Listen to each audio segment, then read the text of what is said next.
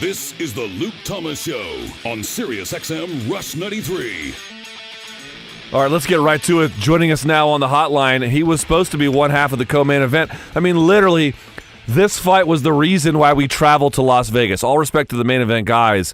It was a hell of a, those two guys are elite, but we came to see Khabib versus Tony, and it fell through because of Khabib. So joining us now on the hotline is the one and only El Cucuy, Tony Ferguson. Tony, thank you for joining us here. Appreciate it, man. No worries, Luke, man. Yeah, I was just as terrified, man. I was just like, what the hell? What's going on here, man? It's like a nightmare. How did they tell you? Tell me exactly what they said to you. Well, I found out from my wife. I felt like shit in the morning. Cutting some weight. I had like 2 extra pounds to cut. I didn't really feel too good after I tried to hydrate a little bit. So I laid down, take a nap. A lot of stress. I was like, all right, cool. I woke up, and I hear my wife, and she looks at me like somebody died in our family, dude. And I was like, what's going on? Like, shit, just tell me. And she said that Khabib just left or just is in the hospital, that something's not going on with him. And so that was the first time I heard about it. So for me, immediately, I was pissed. I was like, well, this sucks. I was like, we're so close here. I was like, I hope you're all right. The first thing I did was I sent him a tweet. I was like, man, I hope you're doing okay. Like, just okay, heal up. We'll get to the fight.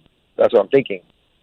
And just like an hour goes by, and then I just found out that they weren't going to fight, and that he was actually in pretty bad shape. And I mean, you got to be in pretty shitty shape to have to go to the hospital like that. So let me ask you this. This might sound like a weird question, but how much weight do you cut? I drop from about 195, 200 on any given day. I walk around about like 195, 190. But I don't start fight camp like that. I start running. I start cleaning up my diet. I even stopped drinking dairy products, which is like one of my favorites. I love milk. I love cereal. So it's bad, but it's one of those. Like I said, it's one of those sacrifices I make. It's a small thing, for glory and triumph. But man, my wife loves me around like 200 pounds. Man, I'm plump, but I'm happy. I'm not thinking about nothing besides my next meal and just having fun. But damn, it's a lot of weight, and I understand that. But I mean, we're at the tip top of our level, bro. Tip top. We're supposed to be the elite. We're supposed to be the elite, especially fighting for a championship belt. You got to not eat tiramisu. You got to make weight, man. When you saw that tiramisu thing, did it drive you crazy? I didn't see it until I went back afterwards. I wasn't paying no attention to Khabib's camp. I wasn't watching Embedded. I would watch mine once in a while if somebody tagged me in it. But I was focused on the fight. I was so focused on making sure that, I felt like shit. I put on some extra weight this fight. I mean, everybody could see it in my physique at open workouts. I mean, the cut was not easy, but it was very tedious, and I knew what I had to do, which was I had to be strong mentally. And if my body was hurting, I had to kind of like push it aside and be like, you know what, you're okay. It's almost there. You're mentally tough. You've been here before. You're a professional. You can handle it. So okay, I heard they paid you your show money. Is that true? No, they have not paid me show money. I have not received any kind of funds yet. They said they're going to pay me, so just kind of just like one of those shitty things, man. Just I'm waiting to see who my next opponent is. The biggest thing is I have a spot on my wall that I have for the belt.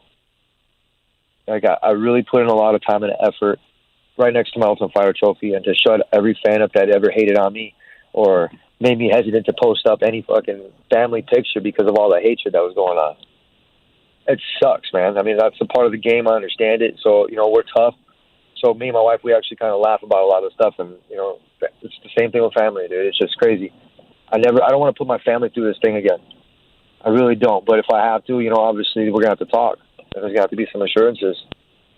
But I'm still waiting, so we'll see. So does that mean because Ali Abdelaziz apparently just went on the show you were on, my colleague Ariel Helwani's show, saying they still want to fight with you. I mean, would you even? I mean, I know Khabib is would be a great fight for you and for the fans and everyone. Does that even still sound plausible to you? Obviously, I want to beat the best in the division. I said that when I broke my arm. I had to swallow a tough pill, which was a 1.5 year layoff. That was really hard. Since then, it gave me enough energy to be able to, just not that, but just momentum, just to go out there and get 9 straight victories. I've beaten top guys in this division. Khabib is he's supposed to be ranked there. I don't think he should be ranked where he's at, personally. Michael Johnson wanted me to fight me, but his ranking would do absolutely nothing for me. It'd be like I broke, like did nothing. Like, and I would have to go backwards. I didn't get in this division to go backwards. I did. Yeah. I got here because this is the Shark Tank, and I wanted to fight the best. So you either got, I mean, I can't put any people in my head. You got either Nate, Eddie. Well, I want Conor. Give me the damn belt. Like, I feel like I'm the most one that showed up. I'm the one that's put in the time, the effort. Marketable or not, I can give two fucks. My skill set is way better than that boy's. So you can try to make the crossover to boxing, but you got to defend or vacate, buddy. What did UFC say to you about when they want to contact you to get things going again? They're letting me cool down. You know, it's kind of sinking in. It sunk in when I was watching the Wonder Boy and T. Woodley fight. You know, it was a harsh crowd, but they played a chess match and not checkers, so I respect that. But it just kind of got to me that I worked that hard, and I've invested so much time and money into my house and remodeling, and into my project that I have with my academy coming up, and trainers that I brought in, flew in so I could, you know, get the tip top best shape of my life. Man, this is the best fight of my life. Man, so it's like three years almost in the making, or 2 or 3. I forget how long it's been, and how many headaches I've shared with this dude, and now. His management wasn't smart enough to take them to the regular UFC hospital. But yeah, he's supposed to be one of the best in the world, supposedly. So that's something I don't get. Like, the dude was kind of scary. I don't know. Like, I saw him at weigh-ins. Or not weigh-ins, I saw him at the face-off, and I could read him. Read him like a book. The dude tried to punk me out. I'm like, dude, you can't punk me. You can't shake me. Because I've seen people like you before. And he was scared. I think he was scared, too. I mean, just a lot of emotions. I think... you know, I'm not trying to bash the dude, but I think he could have toughed it through. Dana said, you know, the fight could have been salvaged. And yet here I am now with my family. We're shaking our heads, and it's kind of like, what's next? Man. So okay. So let's think about this for just a second because we're really short on time. The Johnson fight, I completely understand why you didn't take. In a perfect world, Tony, a perfect world, and I know that's not the one we live in, far from it. But if there is one, what does the next 6 months look like for you? Now listen to this, though. I did not say no to that fight. What I said, the terms had to be right. The same terms, because I'm not taking a pay cut. No, fair enough. And then the time and effort. And so, but besides that, now you was talking about, what was your question? In a perfect world, what does the next 6 months for you look like? I'm going to keep training. I'm going to Wild Card this week. I'm going to Black House. I'm going to Eddie Bravo's. And I'm going to get some great sparring in. I'm going to call in these dudes. Actually, if I don't even go that far, I'm going to call in people in my academy. I'm going to get my sparring in. And I might actually do like a Facebook Live or something like that and take subscribers, because I guarantee you people will pay for my subscribers to watch me fight these dudes. And it's funny because I feel like I haven't fought. I have so much energy. This was one of the longest camps I've ever had to prepare for. 9 weeks. Almost 10.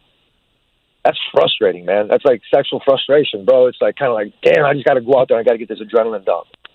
So I'm going to be knocking heads, man. I'm going to be practicing, and I'm not going to lose any momentum for this.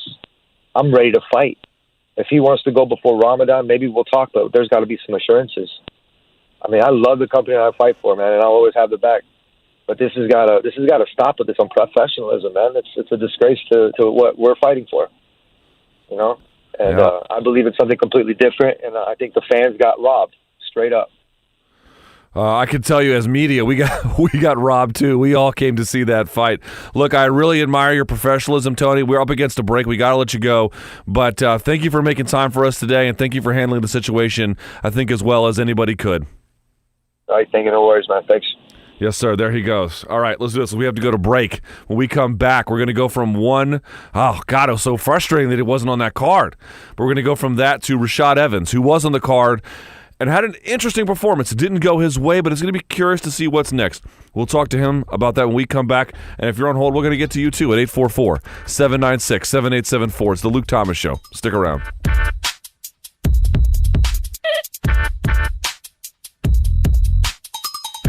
Explosive takedowns, jaw-dropping KOs, and electrifying submissions. If it happens in the world of mixed martial arts, we're talking about it on SiriusXM Rush 93 and the SiriusXM app.